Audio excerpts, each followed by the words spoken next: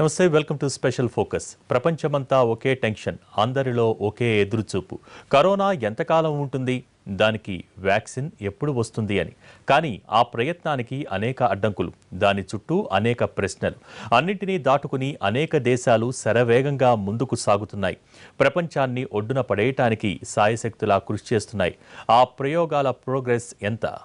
ఇవాళ రేపా, ఎప్పుడెప్పుడా అని అంతా ఎదురు చూస్తున్నారు. మాస్కులు విసిరికొట్టి మరీ కరోనాకు గుడ్ బై చెప్పాలని ఆతృతగా ఉన్నారు. దీనికోసమే 100కు పైగా సంస్థలు, వేలాది సైంటిస్టులు రేయింబవళ్లు కష్టపడుతున్నారు. వ్యాక్సిన్ వచ్చేస్తుందని ధీమాగా చెబుతున్నారు. ఇప్పటికే క్లినికల్ ట్రయల్స్ దశకు వచ్చేసిన కరోనా వ్యాక్సిన్ మరికొద్ది నెలల్లో అందుబాటులోకి తెస్తామని నమ్మకంగా చెబుతున్నారు. ఇందులో సాధ్యాసాధ్యాలు ఏంటి? కరోనా వ్యాక్సిన్కు అడ్డంకులు ఏమున్నాయి? వ్యాక్సిన్ తయారీ ఎంతవరకు వచ్చింది? కరోనాను అంతం చేయడం సాధ్యమేనా? వ్యాక్సిన్ ఎప్పుడొస్తుంది? పరిశోధనలు ఏ దశలో సాగుతున్నాయి? Vaccine progress report. ప్రపంచాన్ని అల్లకల్లోలం చేస్తుంది కరోనా. ప్రపంచ దేశాలన్నీ 3 నెలలుగా గగ్గోలు పెడుతున్నాయి. కరోనా బారి నుండి బయటపడేదెలా అని అతలాకుతలమవుతున్నాయి. కరోనా వ్యాప్తి చైనాలో మొదలైన తర్వాత మనదాకా రాదులే అని చాలా దేశాలు పట్టించుకోలేదు. చివరికి వైరస్ ప్రపంచాన్నంతా ఓ రౌండేసి మడత పెట్టేసింది. ఇప్పటికే 56 లక్షల కేసులు, 3.5 లక్షల మరణాలు నమోదయ్యాయి. దీంతో దాదాపు 2 నెలలు లాక్డౌన్లో ఉన్న అనేక దేశాలు ఇప్పుడిప్పుడే బయటకొస్తున్నాయి. అయితే సడలింపుల ఆర్థిక వ్యవస్థలను కాపాడటానికే తప్ప వైరస్ భయం తగ్గి మాత్రం కాదు. దీంతో కరోనా పక్కనే ఉందనే ఆందోళనతో బతకాల్సిన పరిస్థితి ఏర్పడింది. మాస్కులు, శానిటైజర్లతో ప్రస్తుతానికి నడుస్తున్నా దీనికి శాశ్వత పరిష్కారం అవసరం. దానికోసం అనేక దేశాలు, కోట్లాది ప్రజలు కళ్ళు కాయలు కాసేలా చూస్తున్నారు. కరోనా రాకుండా ఓ వ్యాక్సిన్, ఒకవేళ వచ్చినా తగ్గించేందుకు మందులు ఇప్పుడు అత్యవసరంగా మారాయి. ప్రపంచవ్యాప్తంగా అనేక దేశాలు కరోనా పోరులో శరవేగంగా పనిచేస్తున్నాయి. వివిధ యూనివర్సిటీలు, ప్రపంచ ప్రఖ్యాత ఆసుపత్రులు, వైరాలజీ పరిశోధనా సంస్థలు కరోనా వ్యాక్సిన్ కోసం పరిశోధనలు చేస్తున్నాయి. అయితే చరిత్రలో ఎన్నో ఉత్పాతాలకు సైన్స్ పరిష్కారాలను అందించింది. ఎన్నో ప్రాణాంతక రోగాలకు శాస్త్రీయ పరిశోధనలు విరుగుడు కనిపెట్టాయి.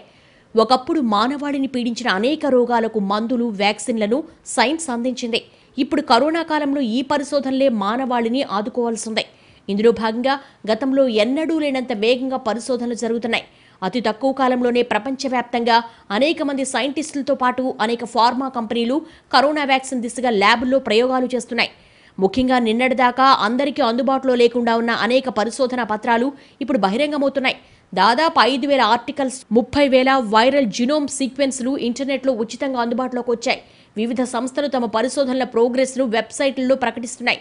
ఫలితంగా ఈ రీసెర్చ్ ఫలితాలను ఉపయోగించుకొని మరింత ముందుకు సాగే అవకాశం ఏర్పడింది. కరోనా ఎంత వేగంగా వ్యాపించిందో అంతే వేగంగా వ్యాక్సిన్ పరిశోధనలు కూడా జెట్ స్పీడ్లో జరుగుతున్నాయి.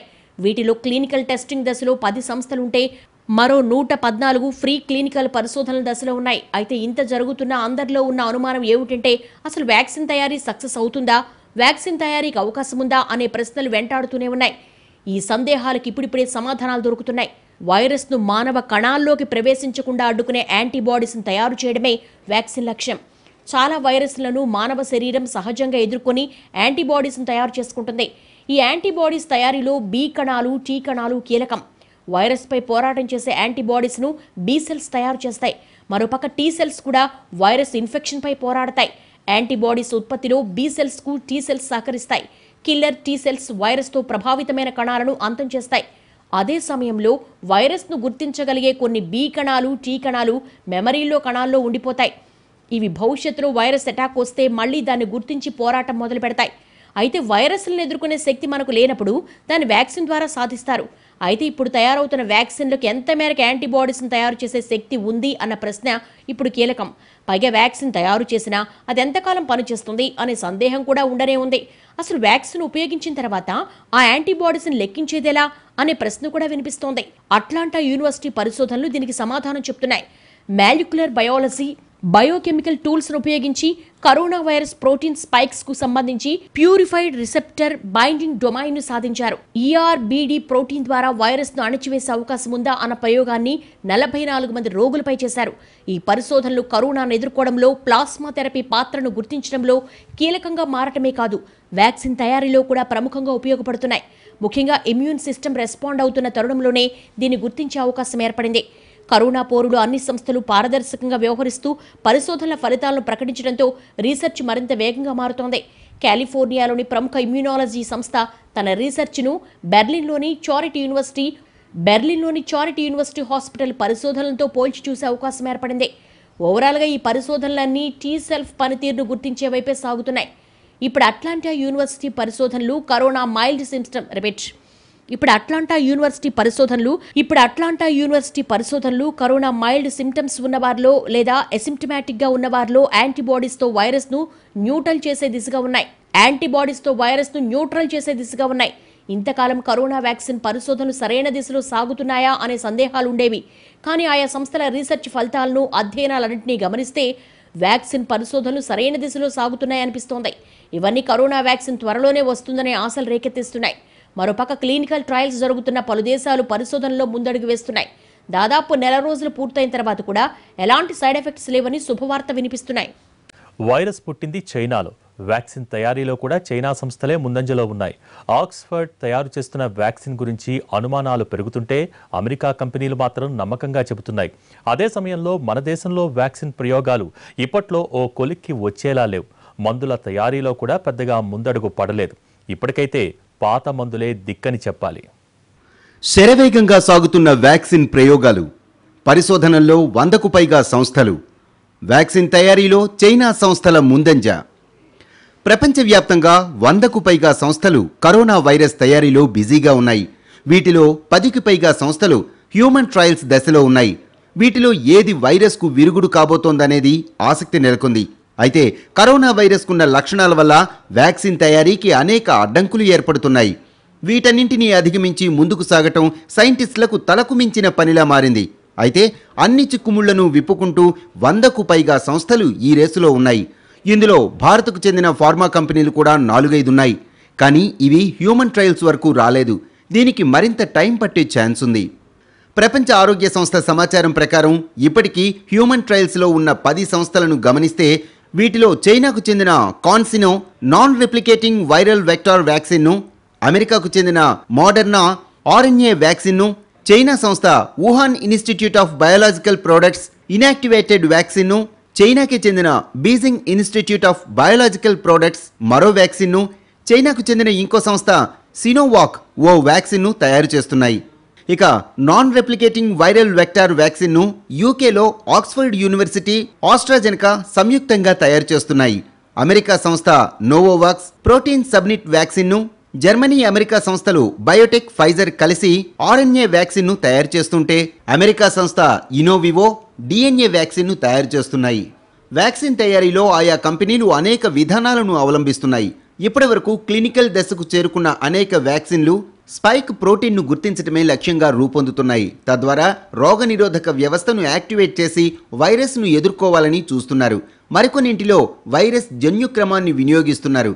ఇంకా కొన్నింటిలో హానికరం కాని బలహీన వైరస్లను ఉపయోగించి ప్రోటీన్ సమాచారాన్ని రోగనిరోధక వ్యవస్థలో నిక్షిప్తం చేసేందుకు ప్రయత్నిస్తున్నారు. ఇక మరో ప్రయోగంలో చనిపోయిన వైరస్ను వాడుతున్నారు. అయితే అమెరికా కంపెనీ నోవోవాక్స్ రూపొందిస్తున్న వ్యాక్సిన్ మాత్రం మిగతా వాటికంటే భిన్నమైందని ఆ కంపెనీ చెబుతోంది. దీన్ని రీకాంబినెంట్ తరహా వ్యాక్సిన్గా పేర్కొన్నారు. దీనిలో జెనెటిక్ ఇంజనీరింగ్ సాయంతో హానికరం కాని స్పైక్ ప్రోటీన్ను ప్రయోగశాలల్లో కీటకాల కణాల్లో అభివృద్ధి చేస్తారు. వాటిని బయటకు తీసి వైరస్ పరిమాణంలో ఉండే నానో పార్టికల్స్ తయారు చేస్తున్నారు. వాటి ద్వారా వ్యాక్సిన్ను రూపొందిస్తున్నారు. నోవావాక్స్ తయారు చేస్తున్న వ్యాక్సిన్ను ఆస్ట్రేలియాలో 131 మంది వాలంటీర్లపై పరీక్షించనున్నట్లు కంపెనీ చెబుతోంది. దీని ఫలితాలు జూలై నాటికి వచ్చే అవకాశం ఉంది. జంతువులపై జరిపిన ప్రయోగాల్లో ఇది సత్ఫలితాలనిచ్చిందని, మనుషుల్లో ఇది ఖచ్చితంగా సానుకూల ఫలితాలిచ్చే అవకాశం ఉందనే అంచనాకు వస్తోంది. ఈ వ్యాక్సిన్ విజయవంతమైతే ఈ ఏడాదిలో 100 మిలియన్ డోసులు తయారు చేసే సామర్థ్యం తమకు ఉందంటోంది. ఇక చైనా సైంటిస్టులు తయారు చేస్తున్న కరోనా వ్యాక్సిన్ మనుషులపై ఫేజ్ 1 క్లినికల్ ట్రయల్స్లో బాగా పనిచేసింది. ట్రయల్స్లో భాగంగా 18 నుంచి 60 ఏళ్ల మధ్య ఉన్న 108 మందిపై వ్యాక్సిన్ను ప్రయోగించారు. ఇది కరోనా వైరస్కు వ్యతిరేకంగా ఇమ్యూన్ సిస్టమ్ రెస్పాన్స్ను పెంచింది. మనుషులకు సురక్షితమేనని కూడా తేలింది. బీజింగ్ ఇన్స్టిట్యూట్ ఆఫ్ బయోటెక్నాలజీ చేస్తున్న ఈ రీసెర్చ్ వివరాలు ది లాన్సెట్ జర్నల్లో పబ్లిష్ అయ్యాయి. AD5-NCOV అనే ఈ వ్యాక్సిన్ ద్వారా సరికొత్త అడినో వైరస్ టైప్ 5 అనే సూక్ష్మజీవిని వాహకంగా ఉపయోగించారు. దీని ద్వారా కరోనా వైరస్లోని కీలకమైన కొమ్ము ప్రోటీన్ను మానవ కణాల్లోనికి చేరవేశారు. ఫలితంగా ఈ కణాలు స్పైక్ ప్రోటీన్ను ఉత్పత్తి చేస్తాయి. అవి శరీరంలోని లింఫ్ నోడ్ల వద్దకు వెళ్ళినప్పుడు అక్కడ రోగనిరోధక వ్యవస్థ వైరస్ను అడ్డుకునే యాంటీబాడీలను రిలీజ్ చేస్తాయి. మరోపక్క ప్రఖ్యాత ఆక్స్ఫర్డ్ యూనివర్సిటీ తయారు చేసే వ్యాక్సిన్ విజయవంతమయ్యే అవకాశాలు 50% మాత్రమే ఉన్నాయని వాదనలు వినిపిస్తున్నాయి. బ్రిటన్లో వైరస్ వ్యాప్తి తగ్గుముఖం పట్టడమే దీనికి కారణమంటున్నారు. సమూహంలో వైరస్ వ్యాప్తి తక్కువగా ఉండటం వల్ల 10,000 మంది వాలంటీర్లపై చేసే వ్యాక్సిన్ పరీక్షల్లో ఫలితం కనిపించకపోవచ్చుననే అభిప్రాయాలు వినిపిస్తున్నాయి. ఇక కరోనా వ్యాక్సిన్ తయారీ ప్రాజెక్టులు మన దేశంలో ఇంకా తొలి దశలోనే ఉన్నాయి. ఈ ఏడాదిలో టీకా తయారీ సాధ్యం కాదంటున్నారు. మన దేశంలో కరోనా టీకా తయారీ ప్రాజెక్టుల కోసం కేంద్రం పీఎం కేర్స్ ఫండ్ నుంచి 100 కోట్లు కేటాయించింది. Zydus Cadila, Serum Institute, Biological Bharat Biotech, Indian Immunologicals, Mynvax సంస్థలు టీకా తయారీలో బిజీగా ఉన్నాయి. వీటి ప్రయోగాలు ఈ ఏడాది చివరి నాటికి యానిమల్ ట్రయల్స్ వరకు మాత్రమే వెళ్లే ఛాన్స్ ఉంది. అయితే ఇప్పుడు వివిధ దశల్లో ఉన్న వ్యాక్సిన్లలో దేనికి కరోనా వైరస్ను సమర్థంగా ఎదుర్కొనే శక్తి ఉంటుందో ఖచ్చితంగా చెప్పలేమంటున్నారు నిపుణులు. ఎందుకంటే వైరస్ ఒక్కో ప్రాంతంలో ఒక్కో రూపంలో రూపాంతరం చెందుతోంది. కాబట్టి వ్యాక్సిన్ బయటకొచ్చినా అది ఎవరిపై ఎలా పనిచేస్తుందో అంచనా వేయటం అంత తేలిక కాదు. అయితే వ్యాక్సిన్ తయారీకి ఇంకా టైం పట్టనుండడంతో ప్రస్తుతానికి పాత మందులతోనే ట్రీట్మెంట్ చేస్తున్నారు. ఇప్పటికే వేరువేరు రోగాలకు వాడుతున్న మందుల్లో కరోనాకు ఏది బాగా పనిచేస్తుందో తెలుసుకునేందుకు ట్రయల్స్ కూడా జరుగుతున్నాయి. ప్రస్తుతం ఫావిపిరావిల్, రెమ్డెసివిర్ లాంటి యాంటీవైరల్ మందులు, యాంటీ మలేరియా మందు హైడ్రాక్సీ క్లోరోక్విన్ ఎక్కువగా వాడుతున్నారు. అయితే కరోనా ట్రీట్మెంట్కు రెమ్డెసివిర్ మందే పవర్ఫుల్గా పనిచేస్తుందని భావిస్తున్నారు. 5 ఏళ్ల క్రితం ఎబోలా వైరస్ను అంతం చేసేందుకు తయారు చేసిన రెమ్డెసివిర్ కరోనా పేషెంట్లు త్వరగా కోలుకునేందుకు కూడా తోడ్పడుతోందని ఇప్పటికే చాలా చోట్ల రుజువైంది. మొత్తంగా కరోనా ట్రీట్మెంట్ కోసం 130 మందులపై ట్రయల్స్ జరుగుతుంటే వీటన్నింటిలోనూ రెమ్డెసివిర్ మందే టాప్లో నిలిచింది. ప్రయోగాలు ఎన్ని జరుగుతున్నా వ్యాక్సిన్ తయారీ సాధ్యమేనా అనే సందేహాలు మాత్రం వేడటం లేదు. అంతేకాదు, తయారైన వ్యాక్సిన్ అన్ని దేశాల్లో ఉపయోగపడుతుందా అనేది మరో ప్రశ్న. పైగా సైడ్ ఎఫెక్ట్స్ ఏమైనా ఉంటాయా అనే అనుమానం ఉండనే ఉంది. వీటన్నింటి మధ్య రీసెంట్గా ప్రపంచ ఆరోగ్య సంస్థ చేసిన హెచ్చరిక ఆందోళన కలిగిస్తోంది.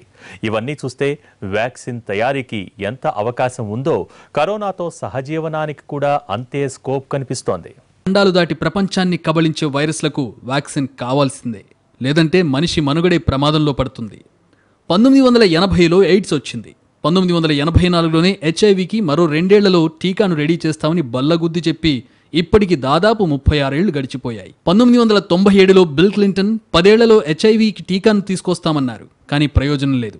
హెచ్ఐవి సోకి ఇప్పటి వరకు 3.2 కోట్ల మందికి పైగా ప్రాణాలు కోల్పోయారు. దానికి ఇప్పటికీ టీకా తయారు కాలేదు.